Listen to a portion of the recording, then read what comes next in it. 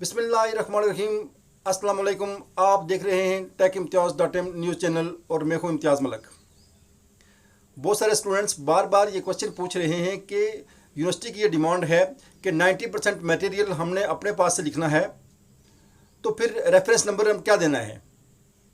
यानी अगर हमने जो कुछ भी पेपर में लिखना है अपने पास से लिखना है तो फिर रेफरेंस नंबर क्या होगा।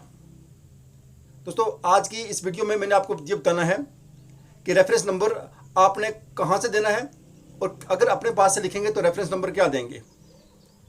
फिर ये क्वेश्चन भी बहुत ज़्यादा आ रहे हैं कि शीट कौन सी होगी और पेपर स्टार्ट कैसे करेंगे। इन तमाम चीज़ों का हल मैंने आपको इस वीडियो में बताना है, लेकिन वीडियो स्टार्ट करने से पहले मेरी आपसे दरख्वास्त है कि अगर आप इस चैनल पर नए हैं और अभी तक आपने इस चैनल को सब्सक्राइब नहीं किया तो इस वीडियो के नीचे जहां सब्सक्राइब लिखा हुआ है उस पर क्लिक करें और साथ ही बेल आइकन पर क्लिक करें ताकि मेरी वीडियो सबसे पहले आप तक पहुंच सके। इस वीडियो को लाइक करें और साथ सब्सक्राइब करें और बेल आइकन पर क्लिक करें। तो आएँ वीडियो स्टार्ट करते हैं। इस वीडियो में मैंने आपको ये बताना है कि आपने रेफरेंस नंबर क्यों देना है या रेफरेंस नंबर देना कैसे है, या अगर आपने अपने अल्फाज में लिखना है तो फिर रेफरेंस नंबर क्यों देना है।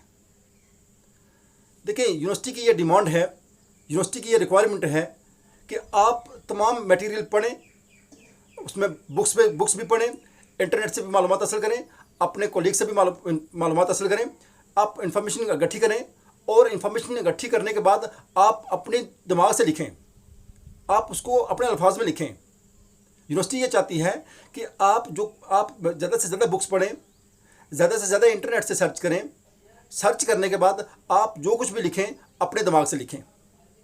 अब जब आप अपने दिमाग से लिखेंगे तो फिर आप रेफरेंस नंबर कहाँ से देंगे, फिर उसको रेफरेंस नंबर क्या देंगे।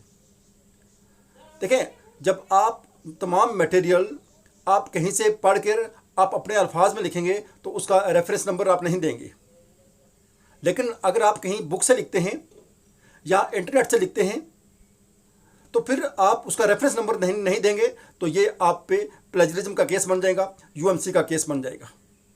इसलिए आप जो चीज़ इंटरनेट से सर्च करके लिखेंगे, आप जो चीज़ बुक से लिखेंगे, आपने कौन सी बुक पढ़ी है, किस बुक, उस बुक का हवाला देंगे, इंटरनेट का हवाला देंगे, आप उसका रेफरेंस नंबर देंगे, रेफरेंस देंगे। और अगर आप कोई चीज़ अपने पास से लिख रहे हैं तो फिर आपने रेफरेंस नंबर नहीं देना। यानी आप फर्ज करें, ये इसी तरह ये है कि जैसे आप एक पेपर देते हैं, कोई उर्दू का पेपर देते हैं, उर्दू के पेपर में आप वहाँ एक शेर लिखते हैं, शेर का हवाला दे देते हैं कि ये इल्लामा इकबाल रहमतुल्लाह अलैह का शेर है, और उस शेर को आप डिफाइन करते हैं, नीचे उसकी तशरीह करते हैं, उसके नीचे डिटेल बताते हैं। तो वो आप जो डिटेल, जो तमाम उसकी इंफॉर्मेशन होगी, जो उसका छाक उस बाग तमाम चीज़ें जो होंगी वो आप अपने अल्फाज में लिखेंगे। तो जब शेर लिखेंगे ऊपर तो शेर आपने उसका हवाला देना है आपने। या फर्ज करें आप इस्लामियात का पेपर दे रहे हैं, इस्लामियात के पेपर में आपने वहाँ हदीस का हवाला देना है, आपने वहाँ इसका आयात का हवाला देना है। यानी जब आप वहाँ एक आयत लिखेंगे, आयत लिखने के बाद आप उसका तर्जुमा लिखेंगे तो आप आगे लिखेंगे कि ये आयत है या हदीस है या क्या चीज़ है। अब आप उसको नीचे उसको डिफ़ाइन करेंगे, उसका हवाला देंगे। जब आप उसको ऊपर, जब आपने जो आयत लिखी है आपने उसका आपने रेफरेंस दे दिया कि ये आयत है, फ़लाँ पारे की है, फ़लाँ जगह से लिखी है। और अगर हदीस लिखेंगे तो उसका हदीस का हवाला देंगे। इसी तरह ये अब रेफरेंस हो गया।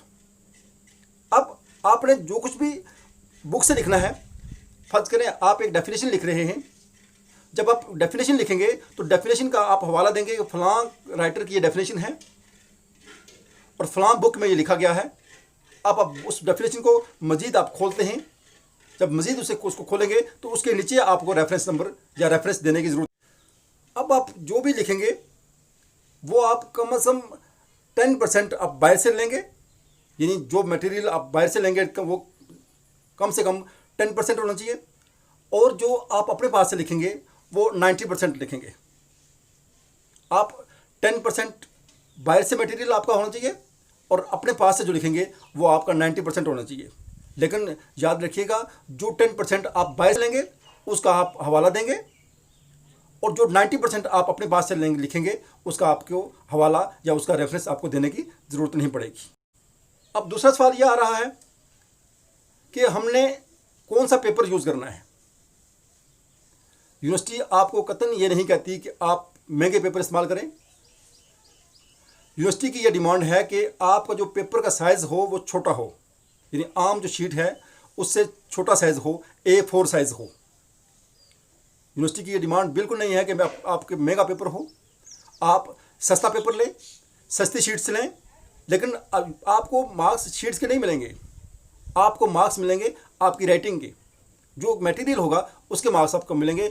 आप शीट्स अच्छे इस्तेमाल करें या नॉर्मल इस्तेमाल करें, लेकिन यूनिवर्सिटी की डिमांड है कि आपका जो पेपर हो वो A4 साइज़ का होना चाहिए और लाइन वाला होना चाहिए, वहाँ उसमें बॉर्डर होना चाहिए, यानी उसका मार्जिन होना चाहिए। तीसरा क्वेश्चन आ रहा है कि हमने पेपर स्टार्ट कैसे करना है। देखें, मैं इससे पहले भी वीडियो में ये आपको बता चुका हूँ कि पेपर स्टार्ट करने में आपने, जैसे आप एक असाइनमेंट यूनिवर्सिटी में एक असाइनमेंट स्टार्ट करते हैं, ऐसे ही आपने पेपर स्टार्ट करना है। आपने ऊपर लिख देना है रोल नंबर, दस्तखत करना है और सफ़ा नंबर लिखना है, स्टार्ट कर देना है। लेकिन अब बहुत सारे स्टूडेंट्स पूछ रहे हैं कि एक क्वेश्चन कम से कम कितनी शीट्स पे होना चाहिए। मैं आपको बता दूं कि एक क्वेश्चन जो 25 मार्क्स का है वो आपका कम से कम 3 सफ़ात पर मुश्तमिल होना चाहिए। आप 3.5 सफ़ात कर सकते हैं या मैक्सिमम आप 4 सफ़ात तक ले जा सकते हैं। ऐसा कभी ना कीजिएगा कि आप 10 सफ़ात एक क्वेश्चन पे लिख दें और बाद में फिर एक ब्रीफकेस जितना एक छापर भर के आप यूनिवर्सिटी को भेज दें कि हमारे ये पेपर हैं। ऐसे कभी ना करें। आप एक क्वेश्चन आप 3 सफ़ात पर या मैक्सिमम 4 सफ़ात पर लिखकर आप अपने तमाम सवालात इसी तरह कंप्लीट करके यूनिवर्सिटी को भेज सकते हैं। उम्मीद है आपको मेरी वीडियो पसंद आई होगी। अगर आपको मेरी वीडियो पसंद आई है तो इसको लाइक ज़रूर कीजिए, मेरे चैनल को सब्सक्राइब कीजिए और साथ ही बेल आइकन पर क्लिक कीजिए ताकि मेरी नई आने वाली वीडियो सबसे पहले आप तक पहुंच सके। मैं इसी के साथ आपसे इजाज़त चाहूँगा। अस्सलाम वालेकुम व रहमतुल्लाहि व बरकातुहू। अल्लाह हाफिज़।